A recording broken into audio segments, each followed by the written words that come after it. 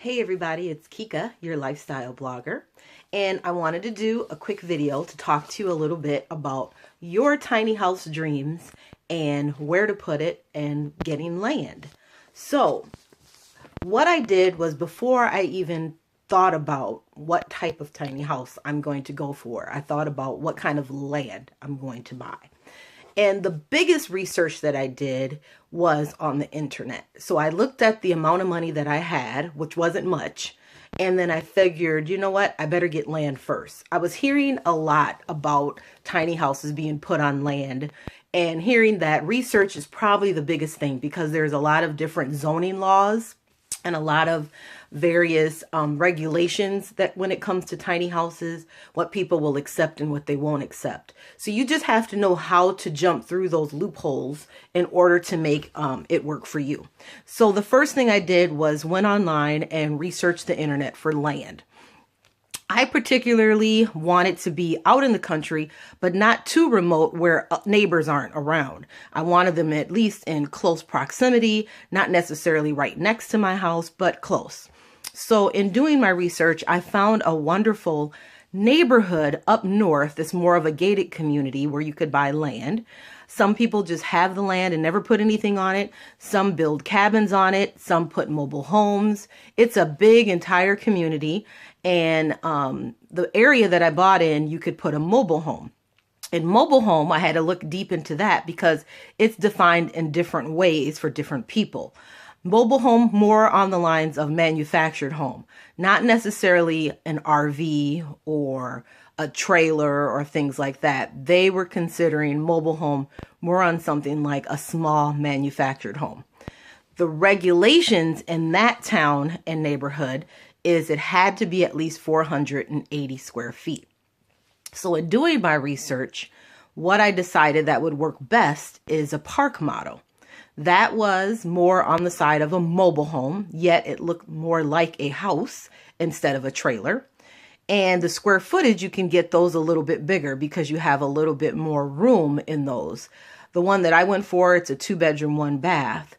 When I added everything up as far as the length and width, I only have 414 square feet. However, the particular one that I picked, there was a wall that needs to be replaced.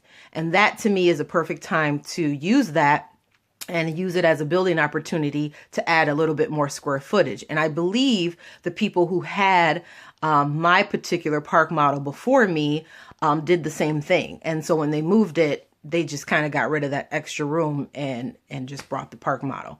So I am going to utilize that opportunity to make like a dining room area where that wall is kind of missing in that area. I do have all the materials for the wall so I can put the wall back, but I don't want to do that.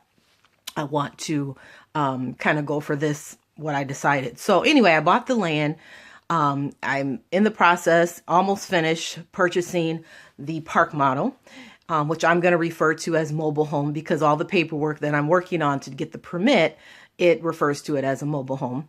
And right now it's 414 square feet, but with the added addition that we're going to do, it'll be about 500 square feet. So now my tiny house isn't so tiny. It's more along moving into the small house category, which is absolutely fine because it's still mobile and everything. It's still on wheels, all of that.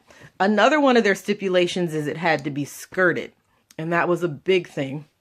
And if it's not skirted, it has to be taken off the wheels and put on the land or in some type of way. I decided I want to keep it on the wheels and just have it skirted. So I'm going to do that. But I wanted to show you because before you even get it, you should get your land.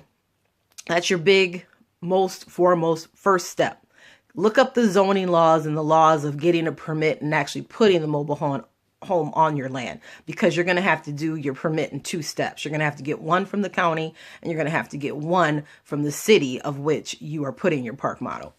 And so in doing that, I went and got, and I'll just kind of briefly show you what I have. And so I filled out all the stuff. This is the actual specs they gave me when I bought the lot. And so what I did was went on the computer using, you could easily use Word or there's all kind of programs on the computer that you can use to come up with your sketch. But I used the numbers that they gave me from this initial sketch when I bought the land to kind of transpose it into what I needed to do, because they need to know, where is your mobile home going to go on the land and what are you actually doing? So I came up with this sketch, and the puffy things you see there are trees, and then you see where the mobile home will be. That's the entrance. So that's kind of how I worked it out, and I put the numbers there for the width and length of the lot and all of that. So I'm hoping that this will pass their expectations.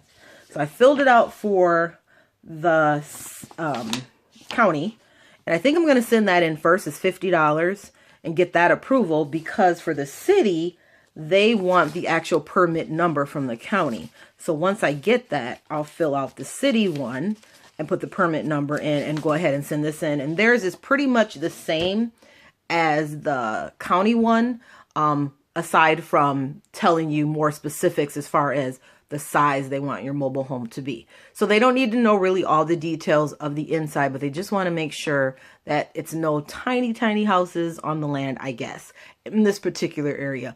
But you still have a tiny house. Anything under, to me, 500, 400, 300 square feet is a tiny house. I mean, it's really not a lot of space inside of it. And it's how you decorate and how it's laid out too is what makes it absolutely comfortable. So that is the process of what I'm doing now. And then I'm going to put together a design board and let you see that. And I might just kind of incorporate that all in one video, because there's going to be some things that we're going to do after the mobile home gets put on the land. So I'm going to have a lot of video footage coming up of the mobile home being put on the land, kind of what we're doing to renovate it until we get to the final completed process. But I wanted to make sure that I made this video and shared that information with all of you, just in case you're looking to move into this direction. Now, I wanted to point out one more thing. Right now, it's morning time. It's almost 7 o'clock in the morning. I am sitting in my rental property that I'm renting right now, and a crazy thing happened. We're on well water. We're a little bit far out here, not quite as far as the cabin will be, but we're a little far. And so the water pressure in our well, absolutely gone, meaning we have no water this morning. That does happen. Now, I'm okay, because I'm just going to call the office. When the office opens up, call the landlord, tell them it's an emergency, have them get out here right away so that they can fix the problem. But for those of you looking to buy and contemplating on if you should get a house or a tiny house, these are the things you got to think about, because if you're not renting, you can't call an office or someone in an emergency and have them just come fix it and there's no money out of your pocket. You'll probably pay a lot of money to get that situation fixed, and you probably need to have a lot of money in reserve in order to take care of certain things like that, which seems to happen when you own a house. Now, I'm saying this from experience because I did own a house before. For me, when I first bought it, it was absolutely lovely. At that time, my kids, who are now grown, were little, but it was absolutely mind-boggling of all the things that happened that I had to repair. As simple as a toilet, from as big as a furnace, garage door, I mean, everything. And it drained me so much financially. I just felt like, what's the sense of owning a house then? Because I still have this 30-year mortgage and no telling how much more money I'm going to put into this house by the time I'm done paying for it. And then when I'm done paying for it at that time, it'll probably be old and outdated and need more money put into it to be upgraded. So to me, I just did not like that. I went back to renting. I felt much more comfortable. I had a lot more money available to me. And I really thought about, you know what? I do want to be a homeowner and I do want to own my own stuff and I do want to save money, but I didn't want to do it that way. So for me, I felt like when the tiny house industry started coming about, that just made a lot of sense because it's mobile. Everything's a lot smaller, a lot cheaper. If something like that were to happen, unplug your water hose and plug into a different source. Simple as that. So when you think about all of those things, and I'm not saying a tiny house is just absolutely perfect and that there's no trials and tribulations that go along with having such a small space. There are, but to me, it's so minute compared to what you would experience if you own a bigger house and all the work that you have to do. But it's great for some people. but some people it's just not. And I was one of those that did not work for me. So I felt like I need to put my time and energy into something like this and really make it work, because now that my kids are grown, I have grandkids now. I want to be able to enjoy life. I want to be able to get up, go on vacation when I need to. You know, your kids, even though they grow up, there's always things that they may need. So if they call me and say, Mom, I need something, I don't want to have to say, you know, I really don't have it because I had to get the furnace fixed, or my roof is caving in, or something like that. I can easily say, you know what? No problem. Mom can take care of that for you, because all of my needs are taken care of. The tiny house is paid in full already. The land is paid for, small amount of property taxes every year on the land, not nearly as much as it ever would be for a actual home being on the land, a large home. But you get to enjoy the benefits of all the things that you would get in a large home in a tiny house, just on a smaller scale. So I'm even thinking about, you know, my design board and what I'm going to do, like the granite countertops, which is going to be so cheap. I was driving to work actually yesterday and passed a granite center. And I thought to myself, you know what? I only need to do my kitchen, which is a little bit of countertop, and then my bathroom. Hey, that's not going to cost me a lot at all. So I need to go there and get the top of the line granite that I want and have that put in my tiny house. So I think I'm going to go all out and go top of the line in this tiny house. So that way, when I am ready to actually move there and be there for my duration of my retirement, it's going to be exactly what I want. Now I'm thinking 3 seasons I'm going to live there. I'm thinking spring, summer, fall. But I'm thinking in the winter months, because I lived in Minnesota and this past winter has been so brutal, that I will take my RV and go south for the winter, and then just come back and be here in those 3 months or those 3 seasons out of the year. So I think that is just an excellent retirement plan. I'm very excited about that. But first thing first, with this step, of course, we're going to use the tiny house as a cabin for now.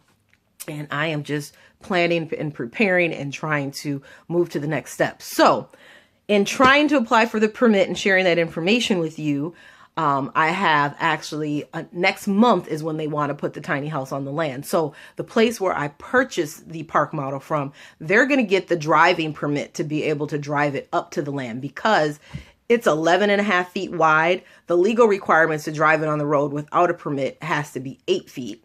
And that's what it is for my RV. But this one is 11.5 feet wide and 34 feet long. So it's okay in the length, but the width is a little wide to be coming down the road. So they have to get a permit in order to drive it up to where I purchased my land. And then I have to get the permit in order for them to actually put it on the land. So there's a lot of steps. I'm not going to say to you that it's easy and breezy and it's fun, because it's a lot of things that you got to read and make sure you're doing things the right way. It can be a headache. And I have been stressed out for the last month and thinking about how I'm going to do all of this. Plus, you know, you got to do the water, the lights, the sewer, if you want to do sewer, septic, or if you want to do composting, toilet. There's just a lot of thoughts that have to be put into it. Of course, you can do one thing and change it later. That's always good. But everything is money and time. And for the biggest part with a tiny house, you're going to find yourself, you're going to have to invest a lot more time into getting this and doing it right than money. A lot of people say, you know what, that looks like fun. It looks great.